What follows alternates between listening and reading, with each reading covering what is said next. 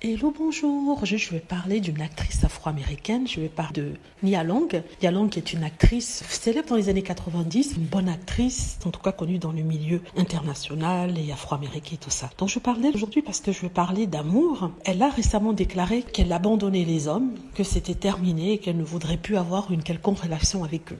C'est ce qu'elle dit. Il faut dire que c'est suite à la trahison de son compagnon, un compagnon avec lequel elle a été pendant 10 ans. Il s'agit d'un ancien basketballeur devenu depuis entraîneur. Ce qui se passe, c'est que ce monsieur a entretenu une liaison sur son lieu de travail avec une collègue, une liaison qui a duré 3 ou 4 ans. Et ça a été révélé par une lettre anonyme. Et il s'est fait renvoyer de l'équipe. Il a perdu son boulot. En même temps, ça faisait 10 ans qu'ils étaient ensemble. Ils avaient déjà un enfant ensemble. Et elle a décidé de le quitter. Ils ont essayé de sauver les meubles. Enfin, ils ont essayé de sauver leur relation, mais ça n'a pas pu marcher parce que ça ne collait pas, elle s'est sentie trahie. Et c'est suite à cela que la relation s'est brisée. Voilà, le couple a brisé. Souvent on dit que c'est le mariage qui gâche les choses.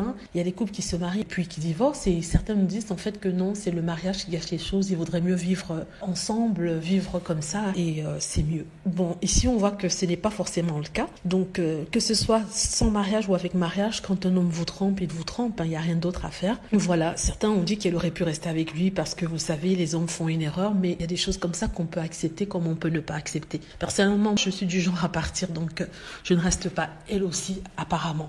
Donc, en ce qui concerne le fait qu'elle abandonne l'amour, qu'elle abandonne les hommes, c'est toujours ce qu'on dit après un bobo au cœur, après une mauvaise liaison, après une déception. Je lui donne du genre 2-3 ans pour qu'elle se remette en selle et que voilà, quoi, elle recherche l'amour, elle recherche une personne avec qui partager sa vie parce qu'elle est encore jeune, elle a la cinquantaine. Je la vois pas finir sa vie si elle vit jusqu'à 90 ans toute seule. C'est tout à fait possible, il y a des gens qui font ça. Il y a des gens qui ont d'autres arrangements, c'est-à-dire que chacun chez soi et on se retrouve au meilleur. En tout cas, elle trouvera forcément chaussée à son pied, elle trouvera une personne qui lui ira mieux. Dans la vie, on n'a pas forcément l'amour éternel, celui qui va nous combler. Notre vie sera peut-être faite de petites histoires, plus ou moins longues, qui feront ce qu'on appelle notre vie. On ne finira pas forcément avec le même partenaire pendant toute notre vie. Et je crois que c'est comme ça maintenant dans la vie, malheureusement. Des couples qui restent plus de 60 ans ensemble sans se tromper, il faut préciser. Parce que oui, ceux qui disent on est ensemble, ça fait 65 ans et vous regardez de près, en fait, ils vont voir ailleurs. Sans se tromper, c'est difficile à en trouver. Voilà, dites-moi ce que vous en pensez. J'espère que vous aimez la vidéo. N'hésitez pas à cliquer sur like si c'est le cas, à vous abonner pour plus de vidéos et à cliquer sur la petite cloche afin de traverser lorsque je poste une nouvelle vidéo. Merci.